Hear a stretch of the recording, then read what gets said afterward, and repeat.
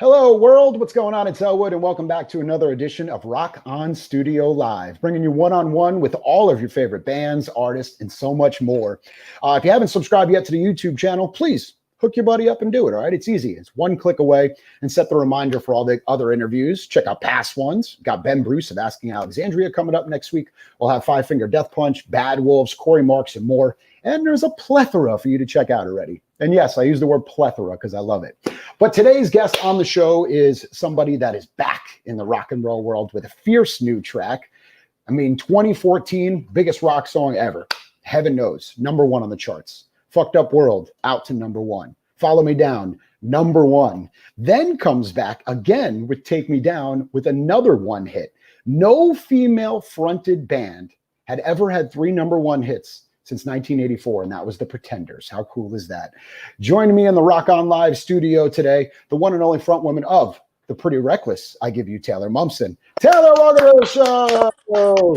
Hey, how you doing, man? I'm good. How are you doing? I'm doing all right. I'm figuring out the tech side of things today. I feel very accomplished. I feel like a lot has been going on with all the artists and everything using all the tech. People are learning many different ways to communicate, and this is one of my favorite ones. So thank you for taking the opportunity. No, thank you for having me, man. This is cool. So let's talk Death by Rock and Roll.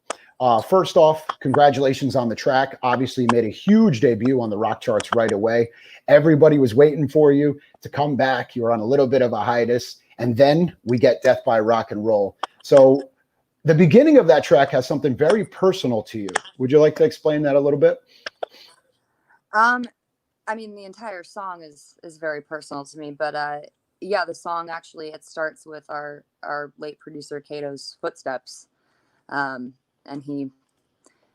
that's, I don't want to get too heavy here, man, but yeah, it's certainly a way to start a record. Unbelievable song, the whole song is homage to him and to our fallen heroes. So unbelievable track, and we've gone through so much in the rock and roll world with all that. And thank you for releasing that music with us. Let's talk about the cover art for this. When I saw this, unbelievable. How much fun was it doing this photo shoot? It was great.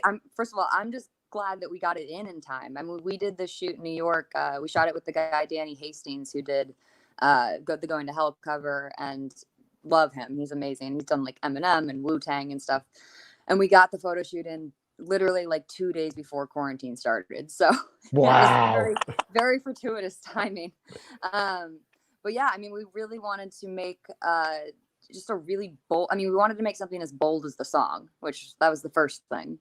But really make kind of a classic rock and roll album cover for a single, which we've never really done before. And there's a lot of personal references and kind of hidden how you say, like hidden Easter eggs in that visual. Like there's a lot of meaning behind that picture. Lots of details that will probably come out as once the record's out and stuff, people will start to put 2 and 2 together.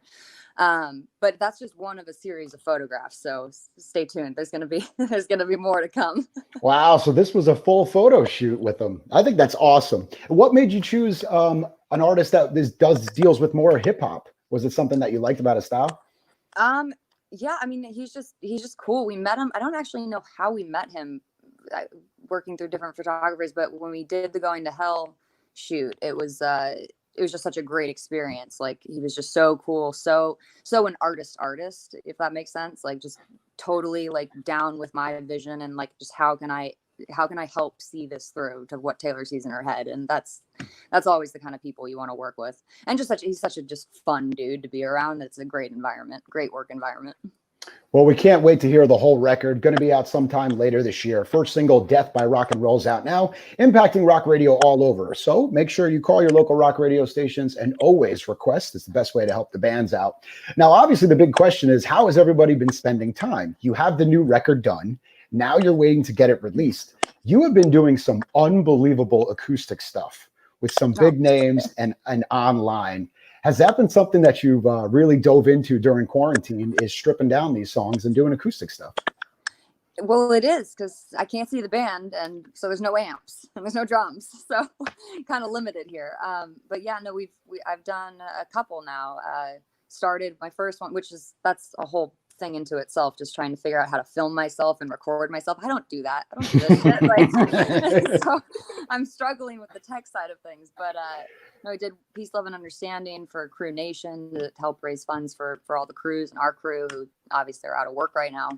And then for Chris Cornell's, Matt called me up, Matt Cameron from Soundgarden, and he was like, do you want to do some sort of tribute for Chris? And I was like, absolutely. And so we did Halfway There via quarantine videos. Yes, it's so emotional. Was it really? It's really tough to get through. It's got to be, right? It's emotional making it. There's no way around it. I've had to learn to just accept that aspect of life now, after we've had a few hard years, and it's just something you've learned to just live with. Is that something that comes out a lot in the new record, where a lot of these songs written in times where you needed that musical therapy for help you with the release? It's certainly, it's all over this record. I mean, after not to get too heavy into it, but I mean, after Chris passed, I didn't really know how to handle that. I left tour, kind of stopped everything, removed myself from the public eye. Like, I needed some time to process and cope with what had just happened. And then shortly after that, Kato, my best friend in the world and our producer, passed on a motorcycle accident. And that was kind of the nail in the coffin to me. Like, I went very down into depression and wasn't exactly sure how I was going to get out of it, if I ever was going to get out of it. Everything seemed very bleak, to say the least. And it was music that really kind of pulled me out of it and saved me again. I mean, I started writing because I didn't know what else to do. So I turned to music, and things just started pouring out. And that's Death by Rock and Roll is the tip of the iceberg of this record. That is not just about that, but it's all paying homage. It's all tribute, but it was my kind of coping mechanism to get through that really hard time. And you'll hear it in the songs. There's no way not to. It's got to be so painful talking about everything and everyone waiting. Like, we want to hear it. We want to hear it so bad. So it's got to be.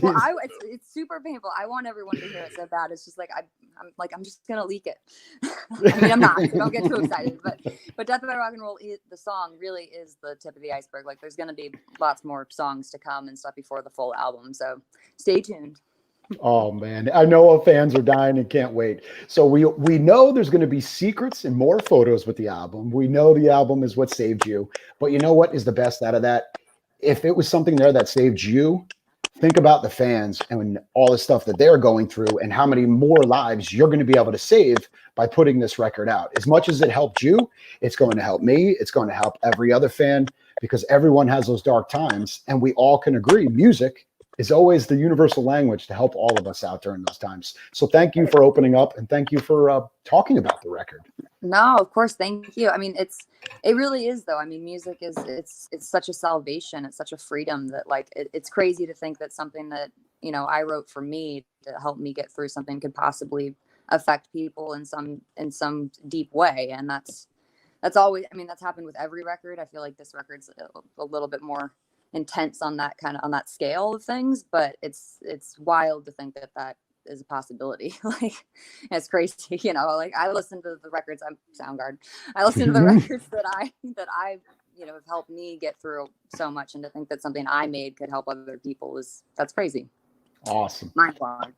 So how bad do you miss the road? Do you miss the road, or do you like having to be able to chill for a little bit? I miss the road, man. I mean, I joke, but I mean, I had essentially been in my own self-quarantine for the past 3 years, dealing with all the stuff I've been dealing with. And so when we finished this album, I mean, we were in rehearsal. I mean, we had some of the best touring lined up ever. I mean, it was all the festivals. It was the Foo Fighters. It was Pearl Jam. It was Guns N' Roses. It was looking pretty awesome. And then boom. So it's, I can't complain too much because I'm safe and healthy, and that's really all that matters at the end of the day. But I'm certainly looking forward to getting back out on the road when this clears up. And I'll tell you one thing: I'll never complain about touring again. Yeah, until you're a couple weeks in, going, God, my own bed feels weird now. Yeah, because I mean, touring, it's awesome. It's hard to call it a job because getting to play shows every night it's incredible. But it gets exhausting. The grind of it, fall into a funk, and I'm like, I'm never again. Like I'll do anything right now to be able to get in a room with the guys and crank amps and have Jamie fucking pound his drums and like, dying to play, putting out Death by Rock and Roll and not being able to play it live. It's a bit brutal. I'm not gonna lie. Yeah, we're all dying to get out to a concert because we all miss that pounding bass and scream and feeling and concert family and the guardrail, $14 beers. I can't wait to pay for a $15 beer. I can't wait for it. I know. I keep saying that, like, I'm trying to think positively about everything because that's just, it's a good way to think. And I'm trying to go, okay, you know what? Live shows right now, it's like tantric. So we can't go to live shows, can't do it yet. So you just have to wait and wait and wait. And so when they come back, it's just going to explode. Mm-hmm. There's going to be people, everyone is going to be out. I think it's going to be, once this is over, the best time for concerts. I agree because people are dying for it. You withhold something from someone, you just want it that much more. Mm-hmm. The grass is always greener, right? Exactly. Death by Rock and Roll out now. New music from the Pretty Reckless. That new album will be out a little bit later this year. We don't have an exact release date, correct? Not for the full album, no. Just because everything's so up in the air right now. It's, very unprecedented times, but there is going to be new music coming and we're trying to figure out the visual aspects of things now. So just stay tuned. I'm going to keep saying it. Death by Rock and Roll, it's really just the tip of the iceberg. It's the first song on the record. It's just the taste.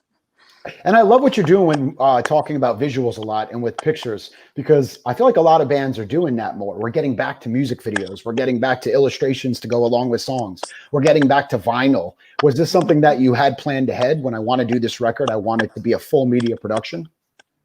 Well, yeah, because it's the full, I don't necessarily have all the visual concepts locked down in my brain while making the record. That tends to come afterwards, after you've had some time to sit with it, and then you start to visualize what it should be. But it certainly is, I find it equally as important in the sense that that's the full circle. The songs are the album, and that's what will live forever, but the image that goes along with it and is the visual extension of the songs.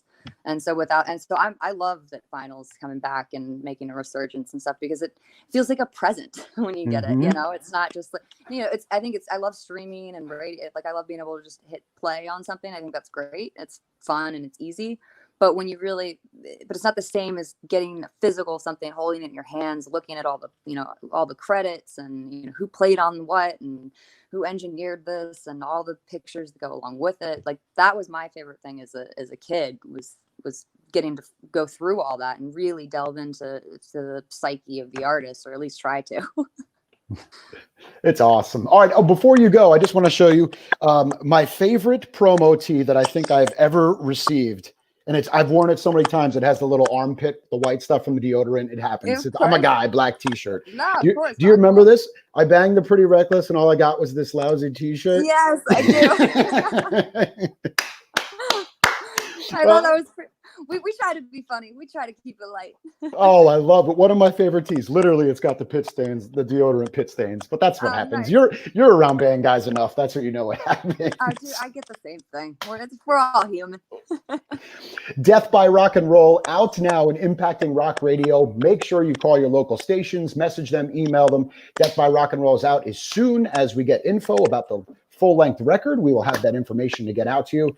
Taylor, thank you so much for the music. Death by Rock and Roll, literally rock and roll saving lives all at the same time, and we can never forget that. And I can't thank you enough for opening up and talking about the emotions in the record. I really appreciate that. Oh, no, I really appreciate it, man. Thank you so much. Thank you so much for the support. Like, it's been crazy releasing stuff in quarantine because, you don't know how to feel about it. And the response and the reaction to the song has been so overwhelmingly positive that it's so overwhelming. I don't know how to feel about it. So thank you so much. Really, it means the world.